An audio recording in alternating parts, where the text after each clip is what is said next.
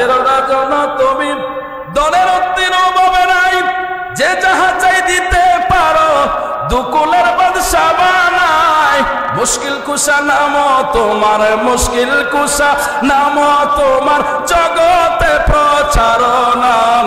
দয়া করে চরণ করো দান, দয়ালে মুর্শিদ চান। দয়া করে চরণ করো দান, দয়ালে মুর্শিদ চান। চরণ করো দান, জীবন আমার ধন্য হলো, জীবন আমার, তুমি মোদের মুর্শিদ চান। দয়া করে চরণ করো দান, দয়াল মুর্শিদ চান। দয়া করে চরণ করো দান।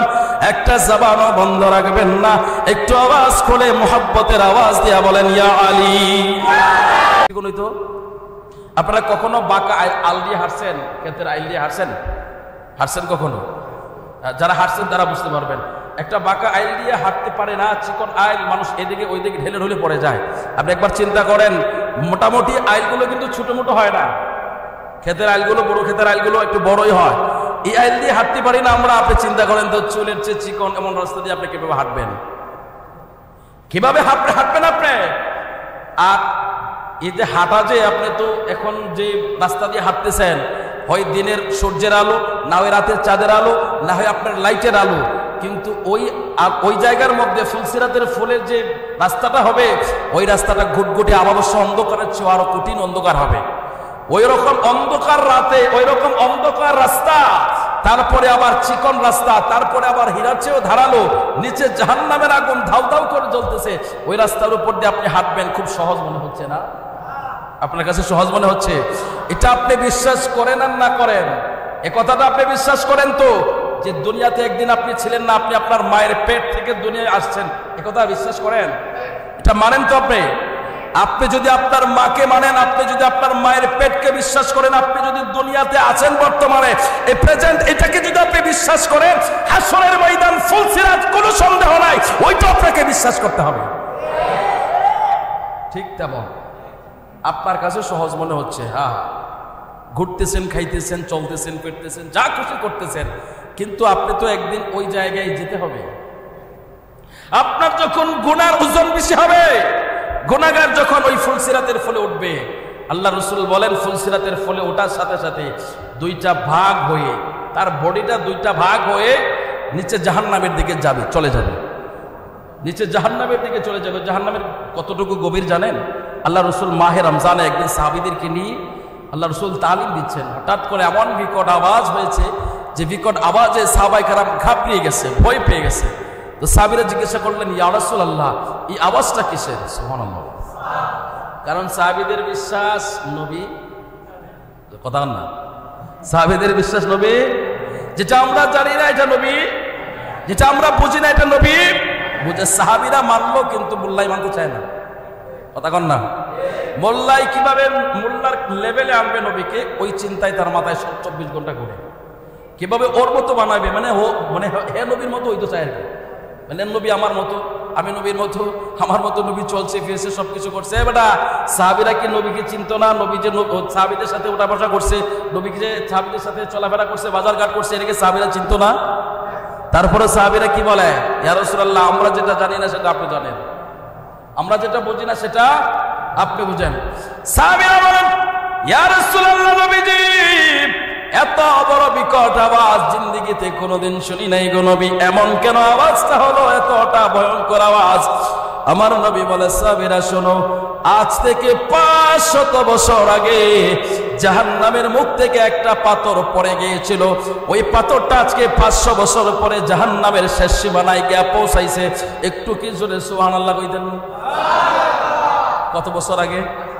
500 বছর আগে পাথরটা জাহান্নামের মুখ থেকে ছেড়ে দেওয়া হয়েছিল, ওইটা 500 বছর পরে গিয়া নিচে লাগছে। তাহলে আপনি আন্দাজ করেন এই জাহান্নামের গভীরতাটা কত হবে? সুবহানাল্লাহ, মুখ দিয়ে বের হয় না? জাহান্নামের গভীরতাটা কেমন হবে? আর আপনি যে আগুনে দেখতেছেন, আর যে আগুন দ্বারা আপনার ঘর বাড়ি বিল্ডিং যা কিছু আছে সব পুড়ে, বর্তমানে যে আগুনটা আছে, ওই আগুন দিয়ে আপনি সব পোড়াইতে পারেন, বাট এই আগুনটা কি আপনি জানেন ওই আগুনটা জাহান্নামের আগুনের তুলনায় 70 গুণের 1 গুণও না। সুবহানাল্লাহ আসতে বলেন। আমরা যে আগুনটা ব্যবহার করি এই আগুনের কালার কি? কেরলা লাল হচ্ছে না, সোনালি কালার। আগুনটার কি কালার? সোনালি কালার। আর জাহান্নামের আগুন হবে কালো কালো। সুবহানাল্লাহ থাক। জাহান্নামের আগুন কি হবে? কালো হবে। এমন কালো হবে, কুচকুচে কালো, এমন উত্তপ্ত হবে, মানে এমন গরম হবে, আগুনটার এত পাওয়ার হবে একটা মানুষকে ছাড়তে দিলে হবে, মোমের মতো গলাইতে দিলে হবে না। সুবহানাল্লাহ আসতে বলেন। এখন বলতে পারেন হুজুর একবার তো জ্বালাইলে গলাইলে গলিয়ে গেলাম। না, এটাই আপনার শেষ না। আপনি ওখান থেকে পড়বেন, যখন গলবেন সেখানে আবার আপনার নতুন ভোটি গজাবে, আবার আপনাকে শাস্তি দিবে। অর্থাৎ সেখানে জায়গাটাই হলো শাস্তির জায়গা। আপনি দুনিয়াতে যত আকাম কুকাম পাপ কর্ম করছেন প্রত্যেকটার হিসাব কড়া গন্ডাই করে আপনাকে বিচার করা হবে। এই জায়গার মধ্যে কোনো মৃত্যু নাই। জাহান্নামীরা প্রতিনিয়ত সর্বসময় আল্লাহর কাছে বলবে, আল্লাহ আমার যদি মৃত্যু হয়ে যাইত, আমার যদি মৃত্যু হইতো, আমি যদি মরে যাইতাম, আমার কত ভালো হয়ে যেত, আমি যদি মরতে পারতাম। এখানে বলা হবে, ফেরেশতারা বলবে এখানে আর তোমার মরণ হবে না, তোমার জীবন একবার ছিল, মরণ একবার, এখানে আর কোনো মরণ না, এখানে অনন্তকাল শুধু শান্তি আর শাস্তি। সুবহানাল্লাহ জোরে বলেন। তাহলে এমন একটা জায়গা আসে, জায়গাটা হলো জাহান্নাম। এই জাহান্নামটা কোথায় থাকবে? ফুলসিরাতে নিচে থাকবে, গুটগুটে অন্ধকার, চিকন রাস্তা, 30,000 বছরের রাস্তা। পাড়ি দেওয়ার কি ক্ষমতা আপনার আমার কারো আছে? আরো জোরে বলেন না আছে?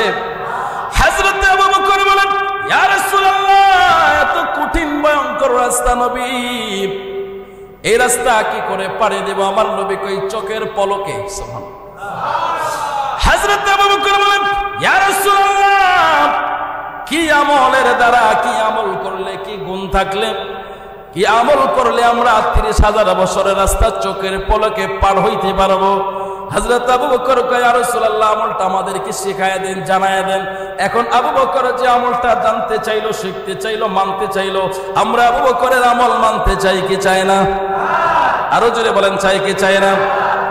রে নবীর সাহাবীরা, হযরত আবু বকর বলেন, ইয়া রাসূলুল্লাহ, আমাকে সে আমল সম্পর্কে একটু অবগত করেন, আমি আমলটা জানতে চাই। আমার নবী কয়, শোনো, এই আমল অন্য কিছু না, এই আমলটা হলো যারা আমার আলীর সাথে ভালোবাসা প্রেমের কানেকশন লাগাইবে, এটাই হবে তাদের জন্য সবচাইতে বড় আমল। একটু আওয়াজ করে বলেন আল্লাহু আকবার। হযরত আবু বকর বলে, ইয়া রাসূলুল্লাহ, এই আমলের নাম বুঝে আলী। সুবহানাল্লাহ। বলে, হ্যাঁ, এই আমলের নাম আলী। অর্থাৎ আমল না, এটা ভালোবাসা। এটা কি ভালোবাসা? আলীকে যারা ভালোবাসবে, এই ফুলসিরাতের ফুল তাদের জন্য 30,000 বছরের রাস্তা চোখের পলকে পার হবে। কেন কেন? বলে এই ফুলসিরাতের গেটের দায়িত্ব থাকবে আলী। সুবহানাল্লাহ জোরে কোন। হযরত আবু বকর বলেন, রে আলী, আমি নবীর জবান দিয়ে শুনেছি, নবীর নূরের জবানে বলেছেন, ওই ফুলসিরাতের গেটের মধ্যে তুমি দায়িত্বে থাকবা। অর্থাৎ তুমি যাকে অনুমতি দিবা সে ফুলসিরাতের ফুলে উঠতে পারবে, আর তুমি যাকে অনুমতি না দিবা সে ফুলসিরাতের ফুলে উঠতে পারবে না। এখন মুদ্রা কথা হলো, আলী রে, তোমার অনুমতি ছাড়া ফুলসিরাতের ফুল পানি না দিতে পারলে জান্নাতেও যেতে পারবে না, কারণ ফুলসিরাতের ওই পারে জান্নাত আর নিচে হলো জাহান্নাম। আলী, যদি কেউ জান্নাতে যেতে চায় তোমার পারমিশন লাগবে। একটু কি জোরে আওয়াজ করে সুবহানাল্লাহ কইতেন না? জান্নাত লয়া দৌড় মোল্লা, জান্নাত মসজিদে তাবলীগের সিল্লা দিলে তুমি জান্নাতি হয়ে যাইবা, 40 দিনের সিল্লা দিলে জান্নাতি হয়ে যাইবা। জান্নাতে যাওয়ার আগে মিয়া কি করতে হবে আপনাকে আগে বুঝেন। জান্নাতে যেতে হলে মওলা আলীর অনুমতি লাগবে। জান্নাত এত সহজ, এত সহজ জান্নাত, সিল্লা দিলেই জান্নাত। বাবা, এত সহজ মনে হচ্ছে যে জান্নাত ওর বাপ দাদার কিনা জায়গা, ও গিয়া খালি দখল করবে। কথা কন না? আবার কয়েন না যে হুজুর এত শক্ত করে কথা বলছে। না, আমি বলছি এটা আমার কথা না, এটা আব্দুর রহমান সাফরি রহমতুল্লাহ আলাইহি নুজহাতুল মাজালিস কিতাবের 3য় খণ্ডে লিখছে। ফতোয়া দেওয়ার আগে ওনাকে দেন, আমাকে না। উনি জবরদস্ত আল্লাহর ওলি ছিলেন এবং বড় আলেম ছিলেন এবং বড় উলি ছিলেন। সুবহানাল্লাহ বলেন। উনি কথাগুলো লিখেছে, আমি ওনার কথাগুলো নকল করে আপনাকে শোনাচ্ছি, আমি আমার নিজস্ব বক্তব্য দিচ্ছি না। এবার আপনি চিন্তা করেন, জান্নাতে যেতে হলে মওলা আলীর পারমিশন, অর্থাৎ ফুলসিরাতে উঠতে হবে আপনাকে। ফুলসিরাত ওই পারে জান্নাত, ফুলসিরাতে ওই পরে জান্নাত। আপনি ফুলসিরাতে উঠতে গেলে মওলা আলীর অনুমতি ছাড়া উঠতে পারবেন না। এবার আসুন জান্নাতের ভিতরে সর্দারকে, কথা কয় না, ইমামে হাসান, ইমামে হুসাইন। ইমামে হাসান দুইজন জান্নাতের সর্দার। নবীর সাহাবী, সলক্ষ সাহাবী, কোন সাহাবীকে বলা হয়েছে কি জান্নাতের সর্দার? কাকে বলা হয়েছে? ইমাম হাসান এবং হুসাইনকে। আর পিতা হচ্ছেন ফুলসিরাতের গেটের মালিক। আর জোরে বলেন না সুবহানাল্লাহ। বাপ হচ্ছে ফুলসিরাতের গেটের মালিক, অর্থাৎ বাপ অনুমতি দিলে জান্নাতে যেতে পারবে। আর যে জান্নাতে যাবে, জান্নাতের ভিতরে সমস্ত নবী, সমস্ত ওলি, সমস্ত গাওস, সমস্ত কুতুব, সমস্ত মানুষ ইমামে হাসান আর হুসাইনের নিগরানিতে থাকতে হবে। জোরে বলেন আল্লাহু আকবার। সেখানে কার নিগরানিতে থাকবে? ইমামে হাসান আর হুসাইনের নিগরানিতে থাকতে হবে আপনাকে। যার নেতৃত্ব আপনাকে মানতে হবে, ইনি হচ্ছেন ইমাম হাসান, ইমাম হুসাইন, তার নেতৃত্ব মেনে আপনাকে জান্নাতে থাকতে হবে। জোরে বলেন সুবহানাল্লাহ। নবী বলেন, উনি বলেন, সমস্ত মানুষ, সমস্ত জান্নাতি, এক কথায় সমস্ত নবীর সমস্ত উম্মত, সমস্ত ওলি, সমস্ত গাউস দুইজনের নেতৃত্ব মানবে, তিনি হলেন ইমামে হাসান আর হুসাইন। তা আপনি ওনাদের গুণগান না করে, ওনাদের কথা না বলে, ওনাদের অনুসরণ না করে আপনি জান্নাত দেখাচ্ছেন, জান্নাত শিখাচ্ছেন, জান্নাত বিক্রি করতেছে। ওরা জান্নাত বিক্রি করে, আছে না? একদল বলতেছে না যে এই দলটা হলো জান্নাতি দল।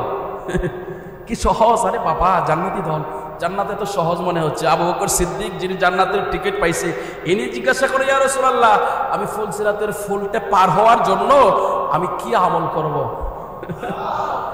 আবু বকর সিদ্দিকের মতো সাহাবী বলে, আমি কি আমল করব হুজুর, আমাকে বলেন, শিখায় দেন, আমি সেই আমলটা করি। আর বেটা জান্নাত বিক্রি করে। চিন্তা করেন কারবারটা। তো নবী কি শিখাইলেন? মালিক যে, তার সাথে আন্ডারস্ট্যান্ডিং ভালো করো। সুবহানাল্লাহ। তার সাথে যদি তোমার রিলেশন ভালো থাকে, আন্ডারস্ট্যান্ডিং থাকে, মহব্বত থাকে, ভালোবাসা থাকে, তাহলে তোমার জন্য 30,000 বছর রাস্তা সেকেন্ডে বাড়াই। আরো যদি বলেন সুবহানাল্লাহ। তাহলে বাবার অনুমতি ছাড়া কেউ যেতে পারবে না। জান্নাতে যাওয়ার পরে যাদের নেতৃত্ব মানতে হবে, তিনি ইমাম হাসান হুসাইন। হাসান হুসাইন জান্নাতের সরদার, ওরে নবী থেকে নিয়ে পিলাবেন হাউজে কাউসার। বলো হাসান হুসাইন জান্নাতের সরদার, ওরে নবী থেকে নিয়ে পিলাবেন হাউজে কাউসার। আল্লাহ পাঞ্জাতনের কদমেতে করো গো কবুল, আল্লাহ পাঞ্জাতনের কদমেতে করো গো কবুল। তুমি আওলাদে রাসূল মাগো, তুমি আওলাদে রাসূল মাগো। একটু জবান খুলে বলেন ইয়া রাসূলুল্লাহ। হযরত আবু বকর ডেকে বলেন, আলী, আলী রে, আজকে থেকে তোমার জন্য আমার ভালোবাসা সর্বোচ্চ বেড়ে গেল, কারণ আমি তোমারে ভালোবাসতে বাধ্য। সুবহানাল্লাহ। কেন? সেখানে আমার জান্নাতের প্রশ্ন। সুবহানাল্লাহ। আবার জান্নাতের প্রশ্ন যেখানে, সেখানে তোমাকে আমি ভালোবাসতে বাধ্য, আমি তোমাকে ভালোবাসতেই হবে। আলী, এই জন্য তোমার জন্য সুসংবাদ। হযরত আলী কো, আপনার জন্য একটা সুসংবাদ আছে। সুবহানাল্লাহ বলেন। হযরত আবু বকর বলেন, আলী, আলী রে, আমার জন্য আবার কি সুসংবাদ হবে রে আলী? আমি তোমারে ভালোবাসলেই জান্নাতে যেতে পারবো। এখন আমার জন্য আবার কি সুসংবাদ? এবার হযরত আলী রেখে বলেন, ও আবু বকর, পৃথিবীতে সর্বোচ্চ ভালো যদি কেউ বেঁচে থাকে নবীকে, আল্লাহর পরে, সেটা হলো তুমি। আরো জোরে বলেন সুবহানাল্লাহ। আবু বকর, তোমার থেকে বড় আশিকে রাসূল পৃথিবীতে জন্ম নেয় না, আর জন্ম নিতেও পারবে না। নাচতে বলেন, নাচতে বলেন। আবু বকর, তোমার চেয়ে বড় আশিকে রাসূল পৃথিবীতে আর জন্ম নেয় না, নিতেও পারে না। জোরে বলেন সুবহানাল্লাহ। কারণ যে আবু বকর জীবনের সবকিছু, সর্বোচ্চ সবকিছু নবীর জন্য বিলীন করে দিয়েছে। হেরা গুহায় যখন হিজরতের রাত্রে হযরত আবু বকর সিদ্দিক একবার দৌড় দিয়ে সামনে যায়, একবার দৌড় দিয়ে পিছনে। নবীকে, আবু বকর, জিন্দেগিতে কোনোদিন দেখলাম না এমন করতে, আর কোনোদিন আমার সামনে তুমি হাঁটো নাই, আজকে কেন এমন করতেছো? হযরত আবু বকর বলে, ইয়া রাসূলুল্লাহ, আমি সামনের দিকে ছুটে যাই এই জন্য, কারণ এই রাতের বেলা এই রাস্তাটা ভালো না, ময়লা রাস্তা। হুজুর, যদি কোনো সাপ বিচ্ছু থাকে, এটা যদি আপনাকে আক্রমণ করে, আমার মনে চিন্তা হয়, ইয়া রাসূলুল্লাহ, যদি আপনার গায়ে সাপে কামড় দেয়, সাপ বিচ্ছু হিংস্র পশু যদি আপনাকে আক্রমণ করে, আর আমি আবু বকর থাকতে যদি সেটা আমার চোখে দেখতে হয়, এটা আমি মানতে পারি না হুজুর। এই জন্য আমি সামনে চলে যাই, সাপ যেন আমাকে কামড় দেয়। যখন সামনে দিয়ে হাঁটি ইয়া রাসূলুল্লাহ, তখন পিছনের কথা মনে হয়ে যায়। ওই কাফেরের দল যদি পিছন থেকে আপনার উপরে আক্রমণ করে ফেলে, তীর নিক্ষেপ করে, তলোয়ার নিক্ষেপ করে, হুজুর এই জন্য আমি পিছনে ছুটে আসি, যাতে করে তীর আর তলোয়ারের আঘাতটা আমার গায়ে পড়ে, আপনার গায়ে না পড়ে। জুড়ে বলেন সুবহানাল্লাহ। আমি আপনি কতটুকু আশিকে রাসূল, আপনি কতটুকু ভালোবাসার নবীকে। আপনাকে যদি বলি মিলাদের মধ্যে আধা ঘন্টা সময়, আপনার সম্ভব হয় না, আপনার সম্ভব হয় না। আপনি সমালোচনা করেন বাইরে গিয়ে, হুজুর এত বড় লম্বা দোয়া করে, এত বড় লম্বা মিলাদ পড়ে, আপনার সমালোচনা করেন। নবী 6 মাস আগে আবু বকরকে বলছিল, আবু বকর হিজরতের রাত্রে সাথে হবা তুমি। হযরত আবু বকর সেই 6 মাস রাত্রে কোনোদিন, এই 6 মাসের ভিতরে কোনোদিন বিছানার মধ্যে ফিট লাগায় নাই। 6 মাস পর্যন্ত দরজার মধ্যে দাঁড়ায়া হযরত আবু বকরের মুখের তাসবিহ একটাই ছিল, ইয়া রাসূলুল্লাহ, ইয়া রাসূলুল্লাহ। নবী কখন আসবে? দিনের ভিতরে, ধ্যানের মধ্যে, জিহাদের মধ্যে একটাই ধ্যান, একটাই চিন্তা, একটাই চেতনা, তিনি হচ্ছেন নবী, নবী, নবী। যদি বলেন সুবহানাল্লাহ, এর থেকে বড় আশিক রাসূল হতে পারে? আপনি কি পারবেন? আপনাকে যদি বলি সারা রাত, আজকে এক রাত, শুধু এক রাত দাঁড়ায় দাঁড়ায় মিলাদ পড়বো, আপনি আমার সাথে আসেন, কেউ আসবেন না, কেউ আসবেন না। আপনি একটাবার চিন্তা করেন, আবু বকর সিদ্দিক এই এশারের নামাজের পর এই যে দরজার সাথে পিঠ লাগায় দাঁড়াইছে ফজর পর্যন্ত, এই দাঁড়ানো কয়দিন? 6 মাস দাঁড়ায় রইছে। কি কতটুকু ভালোবাসলে পরে এমনটা করা যায়? এটা তো আন্দাজি করা যাবে না, এটা আন্দাজি করা যাবে না। এটা আল্লাহ এবং তার রাসূল আবু বকর সিদ্দিক জানে কতটুকু নবীরে ভালোবাসে। এই জন্য আবু বকর সিদ্দিকের মতো পৃথিবীতে এত বড় প্রেমিক আর হতে পারে না। এই জন্য হযরত আলী বলে, আবু বকর আপনি তো সবচেয়ে বড় আশিকে রাসূল, এই জন্য আপনার জন্য সুসংবাদ, আশিকে রাসূলকে আল্লাহ এবং তার রাসূল ঠকায় নাই। জোরে কোন সুবহানাল্লাহ। হযরত আবু বকর বলেন, রে আলী তুমি আমার সুসংবাদটা বলে দাও না, তাড়াতাড়ি বলে দাও, আমি জানতে বড় মন চাইতেছে, আমি বড় এক্সাইটেড হয়ে গেছি, আলী তুমি তাড়াতাড়ি বলো। হযরত আলী ডাক দিয়া কয়, আবু বকর আমার নবী আমাকে বলেছে, আলী রে ওই ফুলসিরাতের ফুলে তাকে উঠতে দিবা না যে ব্যক্তির অন্তরের মধ্যে আমার আবু বকরের প্রতি বিদ্বেষ থাকবে, অর্থাৎ আমার আবু বকরকে যারা ভালোবাসবে না তাকে তুমি অনুমতি দিও না।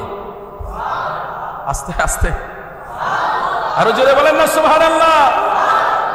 এটা আমার কথা না, কিন্তু এটা আব্দুর রহমান সাফরি রহমতুল্লাহ আলাইহির কথা, নুজহাতুল মাজালিস কিতাবের 3 নম্বর খণ্ডের কথা, আমার কথা না।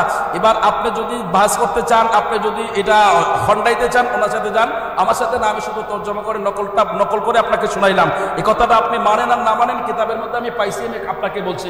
এখন আপনি যদি আবু বকর সিদ্দিককে গালি দেন, আপনি যদি আবু বকর সিদ্দিকের মন্দ চর্চা করেন, আবু বকর সিদ্দিকের বিরোধিতা করেন, তাহলে আপনি নবীর বিরোধিতা করলেন, মাওলা আলীর বিরোধিতা করলেন, যার উপর আল্লাহ রাসূল সন্তুষ্টি, যার উপর হযরত আলী সন্তুষ্টি, যার উপর আমার আল্লাহর সন্তুষ্টি, সে আবু বকরকেও যদি গালি দেয়, আমরা বলবো সে মুসলমান হতে পারে না। কথা বলেন ঠিক কিনা?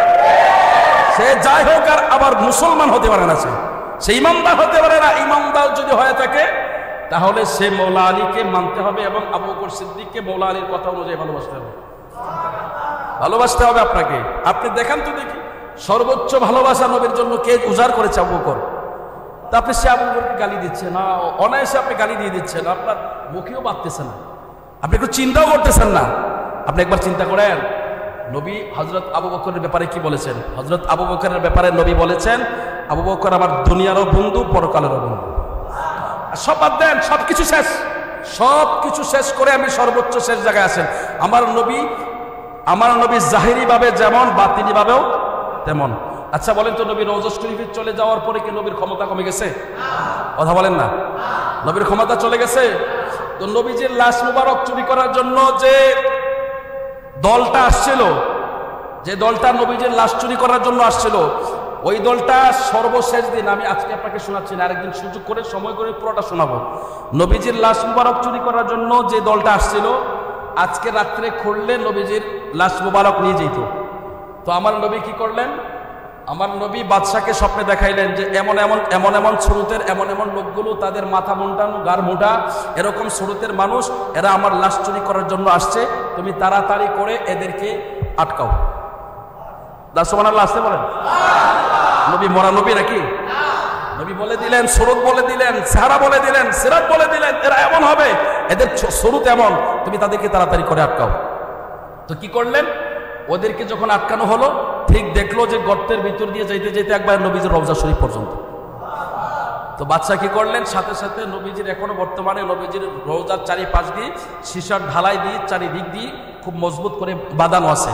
এখন আপনি চিন্তা করেন, নবীজি যদি 1000 বছর পর, কত হাজার, 1000 বছর পরেও নবীজির রওজার পাশে কে আসতেছে যাইতেছে, এটা যদি নবী বলতে পারে, বলে দিতে পারে, আরেকজনকে সুদ বলে দিতে পারে।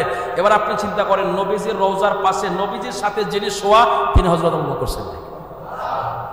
না আসতে বলেন, নবীজির পাশে যিনি শোয়া তিনি আবু বকর সিদ্দিক, এর পাশে যিনি শোয়া তিনি হযরত ওমর। সুবহানাল্লাহ। আর একটু জায়গা ফাঁকা রাখা আছে, এটা ওই জায়গার মধ্যে হযরতে ঈসা পয়গম্বর তিনি যখন এসে আমার নবীর কালেমা পড়বে, উনি নবী নবুয়াত ছেড়ে দিয়ে তিনি কি করবে, আমার নবীর উম্মত হবেন। অর্থাৎ তিনি লা ইলাহা ইল্লাল্লাহ ঈসা রূহুল্লাহ ওটা বাদ দিয়ে দিবেন, উনি পড়বেন লা ইলাহা ইল্লাল্লাহ মুহাম্মাদুর রাসূলুল্লাহ সাল্লাল্লাহু আলাইহি ওয়াসাল্লাম। তিনি আমার নবীর কালেমা পড়ে মুসলমান হবেন। সুবহানাল্লাহ। মানে আমার নবীর উম্মত হবেন। আমার নবীর উম্মত হওয়ার পরে ওনাকে ওই জায়গাটায় দাফন করা হবে, নবীর পাশে একটা জায়গা রাখা আছে। আরো জোরে বলেন সুবহানাল্লাহ। এখন আপনি আপনার নিজের কমন সেন্স, নিজের বিবেককে একটু জিজ্ঞাসা করেন তো, যে নবী রওজার পাশে কে আসতেছে যাইতেছে ওইটা নবী জানতেছে, বুঝতেছে এবং অন্যদেরকে বলে দিতে পারতেছে। এখন যদি আবু বকর সিদ্দিক, হযরত ওমর অপরাধী হইতো, নবীর পাশে শুইতে দিত? কথা কয় না? আর দলিল লাগে আপনার? আর কিসের দলিল চান আপনি? যদি আবু বকর সিদ্দিক আর ওমর অপরাধী হইতো, তাহলে নবীর পাশে কি নবী শুইতে দিত? নবীর লাশ চুরি করার জন্য যারা আসছিল তাদেরকে নবী অ্যারেস্ট করাইছে, এদের সুরত বলে দিয়েছে, এরা এমন সুরতের, এদেরকে অ্যারেস্ট করা হোক, এদেরকে অ্যারেস্ট করলো। তাহলে আবু বকর সিদ্দিক ওমরের, হযরত আবু বকর সিদ্দিক এবং ওমরের ব্যাপারে কি নবী জানতো না? যদি অপরাধী হইয়া নবীর পাশে যায় শুইতো, নবীকে দিত শুইতো? কথা বলে না, নবীকে শুইতে দিত। আর যদি আপনি এরপরেও যদি আপনি ডিনাই করে, এরপরও যদি আপনার গায়ের জোরে আপনি বলেন যে না ওরা দোষী, এরপরে যদি আপনি বলেন, তাহলে যদি আপনি দোষী বলেন, তাহলে নবীর শান আপনাকে ক্ষুণ্ণ করা হলো। অর্থাৎ আপনি নবীকে, আপনার নবীর যে মর্যাদা, নবীর যে সম্মান, নবীর যে ক্ষমতা আছে, নবী যে জানে, এই কথাটা আপনি অস্বীকার করলেন, ইনডাইরেক্টলি করলেন। কারণ নবী যদি ওদেরকে ধরাই দিতে পারে, আর এরা দুজন অপরাধী হয়ে যদি নবীর পাশে সই, নবী এটা জানে না কেন? কথা হয় না? তাহলে আপনি কি করলেন? ঘুরে ফিরে নবীর অপমান করলেন। কি করলেন? ঘুরে ফিরে নবীর অপমান করলেন। আসুন আমরা এই ভ্রান্ত আকীদা থেকে বেরিয়ে আসি। এই ভ্রান্ত আকীদা লালন করা যাবে না। তাহলে সর্বোচ্চ আকীদা হচ্ছে আমরা আল্লাহ এবং তার রসুলকে ভালোবাসি কি বাসি না? আল্লাহ রসুলের পরে আহলে বায়াতকে ভালোবাসি কি বাসি না? আহলে বায়াতের পরে সাহাবায়ে কেরামকে ভালোবাসি কি বাসি না? সাহাবায়ে কেরামের পরে জামিয়া উলামায়ে কেরামকে ভালোবাসি কি বাসি না? বাস এটাই আমাদের রাস্তা, এটা আমাদের রাস্তা। এর বাহিরে আমাদের যাওয়ার কোনো দরকার নাই। আসুন তাহলে হযরত আবু বকর বলছেন, আলী তোমার জন্য সুসংবাদ যে তুমি জান্নাতে ফুলসিরাতের গেটের মালিক থাকবা, তুমি দাঁড়িয়ে থাকবা, তোমার অনুমতি ছাড়া কেউ পার হইতে পারবে না। আর হযরত আলী বলছে, আবু বকর তোমার জন্য সুসংবাদ, তোমার প্রতি যাদের বিদ্বেষ থাকবে আল্লাহ রাসূল বলেছেন তাকে ফুলসিরাতে উঠতে অনুমতি দিব না। সুবহানাল্লাহ। তাহলে তাদের সাথে ভালোবাসা ছিল কি ছিল না? কথা বলেন না, ছিল কি ছিল না? তো হযরত আবু বকর সিদ্দিক তিনি বলেছেন, তাহলে আলী রে, আমি জান্নাতে যেতে গেলে তোমাকে ভালোবাসতে আমি বাধ্য, তোমার সাথে আমার বিরোধিতা চলবে না, তোমার সাথে শুধু আমার ভালোবাসা প্রেম চলবে। সুবহানাল্লাহ। তো ওনারা ছিলেন প্রেমিক। সুবহানাল্লাহ বলেন। তো যে কথাটা বলতেছিলাম, আমার সর্বশেষ কথা, আমি এই কথাটা ওদিকে উঠে গেছে, এই জন্য ওইদিকে চলে গেছি। আমার নবী হযরত আলীকে এমন দায়িত্ব দিলেন। আপনি দেখেন অনেকেই কিন্তু হযরত আলীর ব্যাপারে খুঁজে পায় না যে কোরআনে আলীর ব্যাপারে আয়াত কোথায় নাজিল হয়েছে। আমি প্রায় 15টা আয়াত পাইছি হযরত আলীর ব্যাপারে। না আসতে বলেন, আন্দাজ করছেন? ওরা খুঁজে পায় না আলীর ব্যাপারে কোরআনের আয়াত। যার ঘরে কোরআন নাজিল হয়েছে তার বুঝে আয়াত থাকবে না কোরআনে? সুবহানাল্লাহ বলেন। তার আয়াত কোরআনে থাকবে না। আমি একটা বলি, আছে তারা তো বলতে পারবো না, একটা বলি। আল্লাহ বলেন, ইয়া আইয়ুহাল্লাযীনা আমানুত্তাকুল্লাহা ওয়া কুনু মা'আস সাদিকিন। জোরে বলেন সুবহানাল্লাহ। আল্লাহ বলেন, ইয়া আইয়ুহাল্লাযীনা আমানু, হে ঈমানদারের দলেরা, ইত্তাকুল্লাহ, তোমরা আল্লাহকে ভয় করো, ওয়া কুনু মা'আস সাদিকিন, সত্যবাদীর সাথে হও। এখন সত্যবাদীর সর্বোচ্চ শিখরে, সর্বোচ্চ মর্যাদায়, সর্বোচ্চ মাকামে তিনি হলেন হযরত আলী। হযরত আলী থেকে সত্যবাদী কেউ আছে? কথা বলেন না। হযরত আলী থেকে সত্যবাদী কেউ আছে? এখন উলামায়ে কেরাম এই আয়াতের ব্যাখ্যা দেয় কি জানেন? উলামায়ে কেরাম ব্যাখ্যা দেয় যে আল্লাহ বলেছেন ওলিদের সাথে থাকো। এখন বলেন তো, ওলিদের সাথে মাইনা নিলাম, ওলিদের সাথে থাকি, ওলিদের সাথে থাকার কথাই মাইনা নিলাম। এখন ওলিদের সম্রাটকে বড় পীর আব্দুল কাদের জিলানী। তো বড় পীর আব্দুল কাদের জিলানীর সম্রাটকে সুবহানাল্লাহ। হযরত আলী তিনি হচ্ছেন বেলায়েতের বাদশাহ। সুবহানাল্লাহ বলেন। উনি হলেন বাদশাহ, আর বাদশাহ থেকে নিয়া হযরতে বড় পীর হচ্ছেন সমস্ত ওলিদের সর্দার। সুবহানাল্লাহ। তো সমস্ত ওলিদের সর্দার হচ্ছেন বড় পীর আব্দুল কাদের জিলানী। তিনি বলেন যে আমার গোটা সৃষ্টি জগৎ, আল্লাহর যত সৃষ্টি আছে সমস্ত সৃষ্টি একটা সরিষার দ্বারা হাতে রাখলে যেমন সহজে দেখা যায়, ঠিক তেমন ভাবে আমি সমস্ত সৃষ্টি জগৎ দেখতে পারি। তাহলে বাদশাহ থেকে প্রজা নেওয়ার পরে যদি প্রজার এতটা প্রমোশন হয়, এতটা ক্ষমতাবান, এতটা সম্মানী হতে পারে বা এতটা পাওয়ারফুল হতে পারে, আর যিনি বেলায়েতের বাদশাহ হযরত আলী, তার নজরটা কেমন হতে পারে? না আসতে বলেন সুবহানাল্লাহ। তার নজরটা কেমন হতে পারে? তিনি হচ্ছেন সেই মওলা আলী। সুবহানাল্লাহ। তো হযরত আলী এই 21শে রমজান এনার শাহাদাত দিবস। হযরত আলী নামাজে দাঁড়াইলেন। নামাজে দাঁড়ানোর পর একদল মুনাফিক, একদল মুসলমান না কে মুনাফিক, এদের কপালে ছিল নামাজের দাগ। এটা কিতাবে আসছে, আমি বানাই বলতেছি না, কেউ বিশ্বাস না করলে আমার কাছে আইছেন। আমি আমার নিজস্ব কোনো কথা বলি না, আমি কিতাবে যা পাই আমি তা আপনাদেরকে শোনাই দেই। ওর কপালে কি ছিল? জোরে বলেন নামাজের। এখন এই চান কপাল্লা মানুষ বুঝি নাই সমাজে, কথা বলেন না, আছে না নাই? ওর কপালে নামাজের দাগ ছিল। এটা আমার কথা না, কিতাবের কথা, আমি একটা আমার নিজস্ব কথা বলছি না। ওর কপালে দাগ ছিল, দাড়ি এই লম্বা ছিল, হাতে সবসময় তাসবিহ ছিল। ও রাস্তায় হাঁটলে আস্তাগফিরুল্লাহ আস্তাগফিরুল্লাহ আস্তাগফিরুল্লাহ পড়তো, লা ইলাহা ইল্লাল্লাহ লা ইলাহা ইল্লাল্লাহ পড়তো। এখন এই সমস্ত ইবাদতওয়ালা মানুষ নাই? হ্যাঁ। তো ওর কলবের মধ্যে কি ছিল? ওর কলবের মধ্যে ছিল, সে ফতোয়া দিয়েছে যে আলীকে যে হত্যা করতে পারবে সে 100 শহীদের সওয়াব পাবে। আছে জান্নাতের মালিক কে? সুবহানাল্লাহ কইন না। জান্নাতে যাইতে অনুমতি লাগবে কার? মওলানা। জান্নাতের সর্দার ইমাম হাসান হোসেন জান্নাতে যেতে গেলে অনুমতি লাগবে কার? ওই আলীরে হত্যা করতে পারলে সে জান্নাতে হবে, 100 শহীদের সওয়াব পাবে। আরো জোরে কর নাউজুবিল্লাহ। কেমন আকীদা লালন করছে ভিতরে। এবার চিন্তা করেন, রোজা অবস্থায়, কি অবস্থায়? রোজা অবস্থায় আমরা জানি কি রোজা রাখলে মানুষের দিল নরম হয়, নামাজ পড়লে মানুষের অন্তর নরম থাকে, কথা পায় না। রোজা অবস্থায়, নামাজরত অবস্থায় হযরত আলী সেজদায় গিয়েছেন। ওই আব্দুর রহমান বিন মুজদিম, ওই মুনাফিকের বাচ্চা মওলা আলীকে ওই সেজদারত অবস্থায় মাথার মধ্যে আঘাত করলেন। এখন এটা তো আমি সহজে বলে দিলাম, বিস্তারিত লম্বা কথা, গোছালো কথা ছিল, আমি সহজে, সময়ের অভাবে আমি সহজে বলে দিলাম। হযরত আলীকে নামাজরত অবস্থায় শহীদ করেছে। এবং এই যে সে তলোয়ারটা কতদিন যাবত, ওইটারে কতদিন যাবত ধার দিয়েছে আপনি জানেন? 40 দিন পর্যন্ত শুধু বিষের ভিতরে চুবাইছে।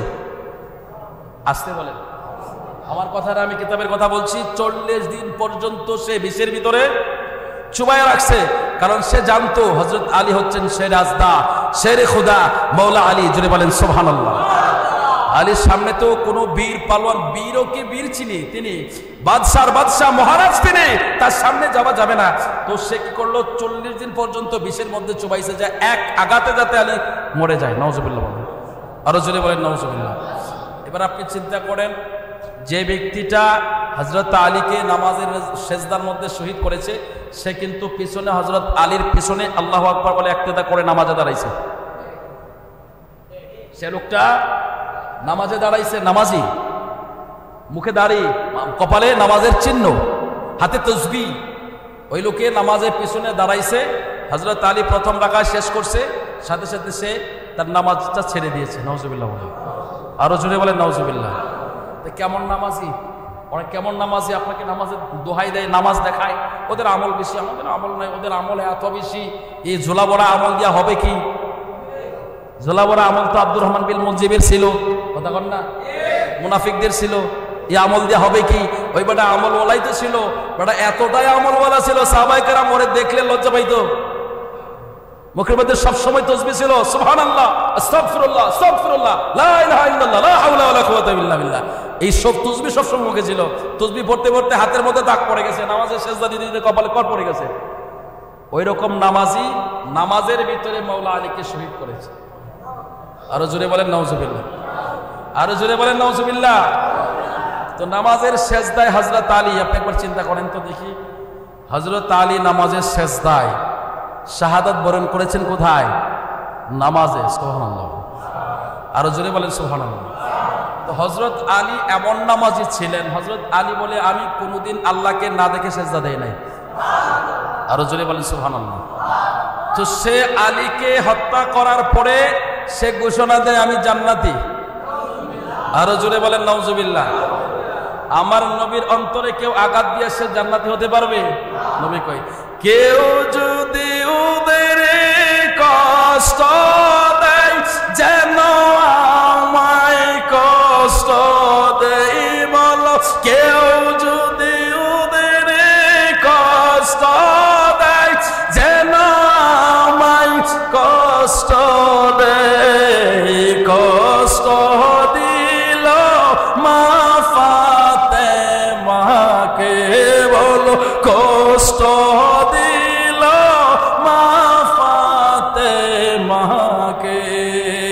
জান্নাতের সরদার যারা কেমনে ছুরি চালায়, বেলায়েতের সম্রাট যিনি কেমনে ছুরি চালায়, কি জবাব দিবে হাসরের বেলায়, বলো কি জবাব দিবে হাসরের বেলায়, বলো কেউ যদি ওদের কষ্ট দেয় যেন আমায় কষ্ট দেয়, বলো কেউ যদি ওদের দেয় যেন আমায় কষ্ট দেয়, কষ্ট দিল মা ফাতেমাকে, বল কষ্ট দিল মা ফাতেমাকে। ডাইন হাতটা উঁচু করে মহব্বতে বলেন না ইয়া রাসূলুল্লাহ, এবার বলেন না ইয়া মাওলা আলী। হযরত আলী নামাজের সেজদায় যেই মাত্র মাথার মধ্যে আঘাতটা করলো, হযরত আলীর মাথার মধ্যে আঘাত করার সাথে সাথে ফিনকে দিয়া রক্তগুলো বের হয়ে হযরত আলীর দাড়িগুলো রক্তে রঞ্জিত হয়ে গেল, হযরত আলীর জামাটা লালে লাল হয়ে গেল, নামাজের বিছানাটা লালে লাল হয়ে গেল। হযরত আলী ঘাড় গোড়াইতে পারে না, পিছনে ফিরে দেখে নামাজি ব্যক্তির হাতে তলোয়ার। হযরত আলী ডাক দিয়ে কই, তোরা না নামাজি, তোরা না নামাজি, তোদের মুখে দাড়ি, মাথায় পাগড়ি, মাথার মধ্যে কপালের মধ্যে নামাজের চিহ্ন, তোরা কি করে পারলি, কি করে পারলি এমন কাজটা করতে? এবার সে ফতোয়া দিচ্ছে তোকে মারতে পারলে আমরা জান্নাতে যাব। জোরে কর নাউজুবিল্লাহ। এরে মুসলমান, মুসলমানের আজকে তার 1000 বছর পর ওই রকম একটা দল এই পৃথিবীতে আছে না নাই? এই পৃথিবীতে এখনো এই দলটা আছে না নাই? বুঝতে হবে এদের রক্তের মধ্যে রয়েছে আব্দুর রহমান মিলজিমের রক্ত। কথা বলেন ঠিক কিনা?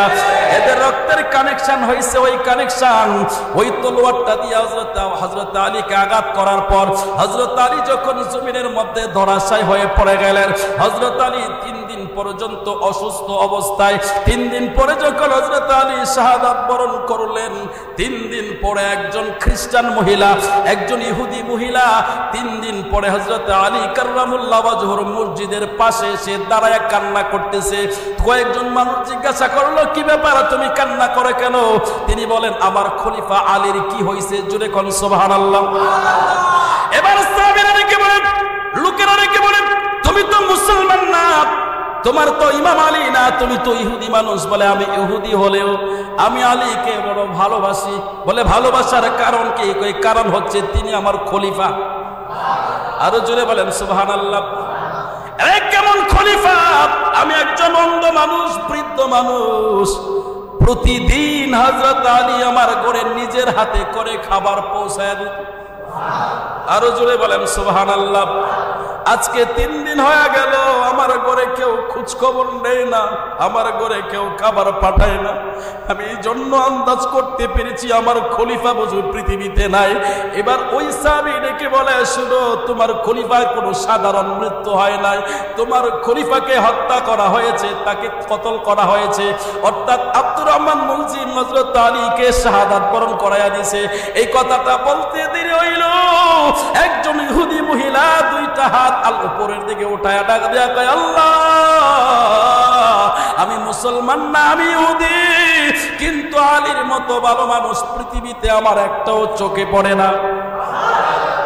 ওই মহিলা ডেকে বলে, আল্লাহ, যে আমার ইমাম আমার খলিফার গায়ে হাত দিল, আঘাত করলো, আল্লাহ তুমি তার হাত ধ্বংস করে দাও, তুমি তাকে জাহান্নামে সর্বোচ্চ শাস্তি দাও, তুমি তাকে দুনিয়াতে অপমানিত, পরকালে অপমানিত করো। একজন ইহুদি মহিলা পর্যন্ত ওদের জন্য লানত দিয়েছে।